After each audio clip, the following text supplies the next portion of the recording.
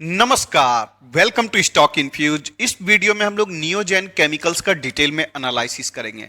Company के बारे में एक बहुत अच्छी न्यूज निकल कर आ रही है, उस न्यूज को डिस्कस करेंगे और इस कंपनी में कौन से लेवल पर हमें बाइंग करनी चाहिए, कंपनी क्या बिजनेस करती है, आने वाले समय में कंपनी कैसा रिटर्न प्रोवाइड कर सकती है, सारी बातों को डिस्कस करेंगे। तो किसी भी कंपनी में इन्वेस्टमेंट करने से पहले हमें कंपनी के बारे में थोड़ी सी पता होनी चाहिए, कंपनी क्या बिजनेस करती है। तो दोस्तों, कंपनी एक स्पेशलिटी केमिकल्स की कंपनी है। कंपनी को इस्टेब्लिश हुए 30 ईयर से भी ज़्यादा हो चुके हैं। 1991 में कंपनी इस्टेब्लिश हुई थी। अगर इस कंपनी के मेन बिजनेस के बारे में बात करूं तो कंपनी ब्रोमाइन बेस्ड केमिकल का मैन्युफैक्चरिंग करती है, जिससे कंपनी का सबसे ज़्यादा रेवेन्यू आता है। और दो प्रकार का ब्रोमाइन बेस्ड केमिकल का मैन्युफैक्चरिंग करती है, जिसमें एक ऑर्गेनिक केमिकल है और दूसरा इनऑर्गेनिक केमिकल है। ऑर्गेनिक केमिकल से कंपनी का जो रेवेन्यू है वो 75% आता है और रेस्ट 25% इनऑर्गेनिक केमिकल से आता है। ब्रोमाइन के साथ साथ कंपनी लिथियम सॉल्ट भी बनाती है, जो ईवी बैटरी बनाने में इस्तेमाल होता है। आने वाले समय में इलेक्ट्रिक व्हीकल का डिमांड बढ़ेगा और डिमांड बढ़ेगा तो बैटरी का डिमांड बढ़ेगा, और ये कंपनी वो सॉल्ट बनाती है जिसका इस्तेमाल ईवी बैटरी बनाने में होता है। अभी बहुत बड़े मात्रा में कंपनी मैन्युफैक्चरिंग नहीं कर रही है, लेकिन आने वाले समय में कंपनी जो मैन्युफैक्चरिंग करेगी वो बड़ी मात्रा में करेगी, तो इससे भी कंपनी का रेवेन्यू काफी तेजी से बढ़ सकता है। और दोस्तों, कंपनी छोटी है लेकिन ब्रोमाइन बेस्ड केमिकल के सेगमेंट में कंपनी मार्केट की लीडर है। अगर ज्योग्राफी वाइज रेवेन्यू ब्रेकअप को देखेंगे, 56% रेवेन्यू डोमेस्टिक मार्केट से आता है और एक्सपोर्ट मार्केट से 44% रेवेन्यू आता है। तो रेवेन्यू मिक्स काफी अच्छा नजर आता है। कंपनी अच्छा खासा एक्सपोर्ट भी करती है। अगर कंपनी के क्लाइंट लिस्ट को देखने जाएंगे, आपको बड़े बड़े कंपनी के क्लाइंट देखने को मिलेंगे, जिसमें आप डिविस लैब का नाम देख सकते हैं, सन फार्मा का नाम देख सकते हैं, पिरामल का नाम देख सकते हैं, किर्लोस्कर का नाम देख सकते हैं। तो कंपनी का क्लाइंट लिस्ट काफी अच्छा नजर आता है। साथ में कंपनी आर&डी पर काफी ज्यादा स्पेंड करती है और आर&डी पर कंपनी का काफी ज्यादा फोकस होता है। दोस्तों, जो भी स्पेशलिटी केमिकल्स वाली कंपनी है उनमें आर&डी का बहुत इंपॉर्टेंट रोल होता है। अगर कंपनी आर&डी के थ्रू नए नए प्रोडक्ट का इनोवेशन करती है, कॉस्ट कटिंग के लिए नए नए टेक्नोलॉजी को डेवलप करती है, तो वो कंपनी का फ्यूचर को काफी अच्छा बना देता है। आप जितनी भी स्पेशलिटी केमिकल्स वाली कंपनी देखिएगा, उनका अगर आर&डी अच्छा है तो वो आने वाले फ्यूचर में काफी अच्छा कर सकती है। कंपनी के पास 3 मैन्युफैक्चरिंग प्लांट है और ये मैन्युफैक्चरिंग प्लांट को आईएसओ ने सर्टिफाइड किया हुआ है। कंपनी काफी सेफ तरीका से अपने मैन्युफैक्चरिंग प्लांट को रन करती है। आपने बहुत बार न्यूज सुना होगा, दीपक नाइट्राइट के प्लांट में आग लग जाती है, और भी बहुत सारी केमिकल वाली कंपनी है जिसमें आग लगने की संभावना रहती है, लेकिन कंपनी अपने प्लांट को बहुत ही इफिशिएंटली रन करती है। तो ये एक अच्छा पॉइंट बना देता है कंपनी के फ्यूचर के लिए। साथ में कंपनी आने वाले समय में कैपेक्स करने वाली है 150 करोड़ का, जिससे कंपनी का कैपेसिटी इंक्रीज होगा, कंपनी का रेवेन्यू बढ़ेगा और कंपनी का प्रॉफिट बढ़ेगा, और जो भी शेयर होल्डर होंगे उनको अल्टीमेटली इसका बेनिफिट मिलेगा। अगर कंपनी के फाइनेंशियल्स को देखें, 3400 करोड़ का मार्केट कैप है। एक छोटी कंपनी है, स्मॉल कैप कंपनी है। प्राइस टू अर्निंग रेशियो आपको हायर साइड में दिखाई देगा, क्योंकि कंपनी का मैनेजमेंट बहुत अच्छा है, कंपनी का सेल्स एंड प्रॉफिट का ग्रोथ अच्छा है, और ये बात मार्केट को पता है, इसलिए मार्केट ने इसको हायर वैल्यूएशन प्रदान किया हुआ है। कंपनी का return on capital employed and return on equity दोनों ही ठीक ठाक नजर आता है। कंपनी के ऊपर डेट देखें, 281 करोड़ का डेट है। उसके कंपैरिजन में कंपनी के पास ज्यादा कैश रिजर्व है, तो कंपनी ओवरऑल देखें तो डेट फ्री भी है। अगर कंपनी के पैग रेशियो को देखें, जिनको नहीं पता है पैग रेशियो क्या होता है, प्राइस टू ग्रोथ रेशियो होता है। यह ज्यादा एक्यूरेसी के साथ बताती है कंपनी महंगी है या फिर सस्ती है।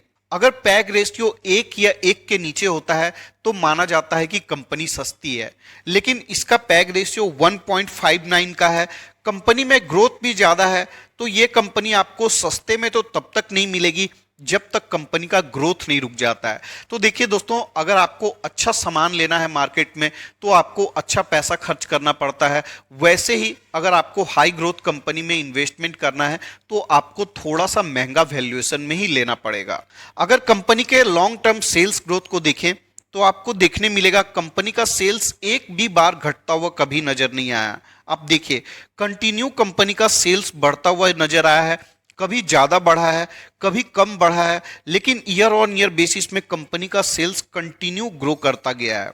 तो काफी अच्छा पॉइंट है। छोटी कंपनी में ऐसी कंसिस्टेंसी बहुत कम देखने को मिलती है। मार्केट में बहुत गिनी चुनी लिस्टेड कंपनी है जो कि छोटी है और कंपनी का sales and profit consistent basis में ग्रो कर रहा है। अगर कंपनी के नेट प्रॉफिट को देखेंगे तो नेट प्रॉफिट में इतनी बड़ी कंसिस्टेंसी आपको देखने नहीं मिलेगी। 2 करोड़ का प्रॉफिट था, 3 करोड़ होता है, 4 करोड़ कोई भी बढ़ोतरी नहीं होती है, मात्र 4 करोड़ रहता है। 1 करोड़ बढ़कर 5 करोड़ होता है, फिर कोई ग्रोथ नहीं। 8 करोड़ होता है, 11, 21, 29। 2018 से कंपनी का प्रॉफिट अच्छी तरीका से ग्रो कर रहा है और कंसिस्टेंट बेसिस में ग्रो करता हुआ नजर आ रहा है, जो कि काफी अच्छा पॉइंट बना देता है। अगर कंपाउंड सेल्स ग्रोथ को देखें, बहुत ही अच्छा सेल्स का ग्रोथ है। आप देखिए, अगर किसी कंपनी का सेल्स का ग्रोथ 15-16% होता है या 14-15% भी होता है तो उसको काफी अच्छा माना जाता है। और इस कंडीशन में आप देखिए, नियोजेन का सेल्स का ग्रोथ आपको 10 ईयर में 24% का है, 5 ईयर में 35%, 3 ईयर में 27%। तो सेल्स का ग्रोथ काफी अच्छा नजर आता है। प्रॉफिट ग्रोथ देखें, उससे भी बेटर नजर आता है। और रिटर्न को देखिएगा तो रिटर्न भी काफी अच्छा नजर आता है। 3 ईयर का CAGR रिटर्न 43% का है। 1 ईयर में कंपनी ने माइनस में रिटर्न प्रोवाइड किया है। 1 ईयर में शेयर होल्डर को किसी भी प्रकार का बेनिफिट नहीं मिला है। अगर शेयर होल्डिंग पैटर्न को देखेंगे, छोटी कंपनी है लेकिन DII और FII दोनों ही काफी इंटरेस्टेड नजर आती है। 60% के आसपास शेयर होल्डिंग प्रमोटर के पास है, FII के पास 3.99% है, DII के पास 18.89% का स्टेक है और पब्लिक के पास 16.93% का स्टेक है। तो शेयर होल्डिंग पैटर्न काफी शानदार नजर आता है। छोटी कंपनी में FII और DII इतना ज्यादा इन्वेस्टमेंट नहीं करती है, लेकिन नियोजेन केमिकल में FII और DII दोनों ने काफी अच्छा खासा इन्वेस्टमेंट किया हुआ है। अब दोस्तों, आज स्टॉक में तेजी का रीजन है कंपनी एक एक्विजिशन करने वाली है और इसी के बारे में न्यूज निकल कर आया है, इसलिए स्टॉक बड़ी तेजी देखने को मिल रही है। एक्विजिशन का अमाउंट 25 करोड़ का है और किस कंपनी का एक्विजिशन करने वाली है, कंपनी का नाम देख सकते हैं, BULI chemicals India private limited. तो अच्छी बात है, कंपनी एक्विजिशन करेगी तो कंपनी का रेवेन्यू बढ़ेगा और रेवेन्यू बढ़ेगा उसका अल्टीमेटली बेनिफिट शेयर होल्डर को ही मिलता है। अब दोस्तों, ये BULI केमिकल्स किस चीज का मैन्युफैक्चरिंग करती है, एन ब्यूटाइल लिथियम का मैन्युफैक्चरिंग करती है, जो फार्मा एंड एग्रोकेमिकल इंडस्ट्रीज में इस्तेमाल होता है। अगर नियोजेन केमिकल्स के टारगेट प्राइस को देखें तो टारगेट प्राइस भी आपको काफी अच्छा देखने को मिलेगा। एडेलवाइस का टारगेट देख सकते हैं 1700 रुपीज का है।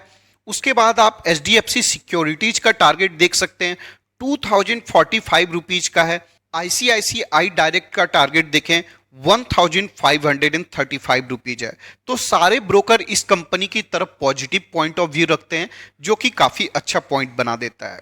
अब दोस्तों, आते हैं इन्वेस्टमेंट की स्ट्रेटेजी के ऊपर। क्या हमें इस स्टॉक में इन्वेस्टमेंट करना चाहिए? देखिए दोस्तों, इस स्टॉक को हमने 1200 रुपीज पर डिस्कस किया था। 1200 रुपीज के आसपास कई बार डिस्कस किया था और बताया था 1200 रुपीज पर काफी अच्छा सपोर्ट अवेलेबल है। उसके बाद स्टॉक में गिरावट होती है, 1150 रुपीज के आसपास आता है। शायद हमने 1180 रुपीज के आसपास भी इस स्टॉक को डिस्कस किया था। स्टॉक इन्वेस्टमेंट के लिए काफी अच्छी है, फंडामेंटली स्ट्रॉन्ग कंपनी है। साथ में अगर इस कंपनी के मैनेजमेंट के बारे में थोड़ा स्टडी करेंगे तो कंपनी का मैनेजमेंट बहुत ही कमाल का है। तो हर लिहाज से कंपनी इन्वेस्टमेंट के लिए अच्छी है। लेकिन क्या हमें न्यूज को सुनकर इन्वेस्टमेंट करना चाहिए? दोस्तों, अभी आपको थोड़ा सा इंतजार करना चाहिए। एक बार न्यूज का जो इफेक्ट है उसको कम हो जाने दीजिए, उसके बाद आप स्टॉक में बाइंग कर सकते हैं। अगर सपोर्ट प्राइस की बात करें 1300 रुपीज पर इस कंपनी का बहुत अच्छा सपोर्ट अवेलेबल है। नेक्स्ट सपोर्ट आपको 1200 रुपीज पर मिलेगा। तो अगर आपको खरीदारी करनी है, 2-3 इंस्टॉलमेंट में इन्वेस्टमेंट करने की कोशिश करिएगा। पहला इंस्टॉलमेंट आप 1300 रुपीज पर लगा सकते हैं, नेक्स्ट इंस्टॉलमेंट आप 1200 रुपीज पर लगा सकते हैं। छोटी केमिकल कंपनी है, डेट फ्री है, कंपनी का प्रॉफिट एंड सेल्स अच्छी तरीका से ग्रो कर रहा है और कंपनी फ्यूचरिस्टिक केमिकल्स पर काम कर रही है। तो आने वाले समय में ये कंपनी आपको काफ़ी अच्छा रिटर्न प्रोवाइड कर सकती है। ये भी एक high risky high rewarding company है। रिस्क का मतलब ये नहीं है दोस्तों कंपनी बर्बाद हो जाएगी, तबाह हो जाएगी, ऐसा कुछ नहीं होने वाला है। रिस्क का मतलब होता है किसी भी गिवन पीरियड ऑफ टाइम में करेंट मार्केट प्राइस से स्टॉक 20, 30, 40% टूट सकता है। मैं ऐसा नहीं बोल रहा कि टूट ही जाएगा, लेकिन चांसेस होता है कि जो भी छोटी कंपनी होती है उसके स्टॉक के प्राइस में काफी ज्यादा फ्लक्चुएशंस हो सकता है। अगर इस स्टॉक में आपको इन्वेस्टमेंट करना है, अपने पोर्टफोलियो का 4-5% तक आप इन्वेस्टमेंट कर सकते हैं। अगर आपका पोर्टफोलियो बहुत बड़ा है तो आप 40-50,000 तक इन्वेस्टमेंट कर सकते हैं या फिर 25-30,000 इन्वेस्टमेंट कर सकते हैं। जैसे जैसे कंपनी ग्रो करेगी वैसे वैसे विश्वास बढ़ेगा, आप धीरे धीरे करके अपने इन्वेस्टमेंट को इंक्रीज कर सकते हैं, लेकिन फिलहाल के लिए 4-5% का इन्वेस्टमेंट काफ़ी है। इस वीडियो के डिस्कशन के लिए इतना ही रखते हैं। अगर आपको मेरा वीडियो पसंद आए, वीडियो को लाइक जरूर कर दीजिएगा। रेगुलर अपडेट्स के लिए चैनल को सब्सक्राइब कर लीजिएगा। मिलते हैं किसी और वीडियो में किसी और इंफॉर्मेशन के साथ, तब तक के लिए धन्यवाद।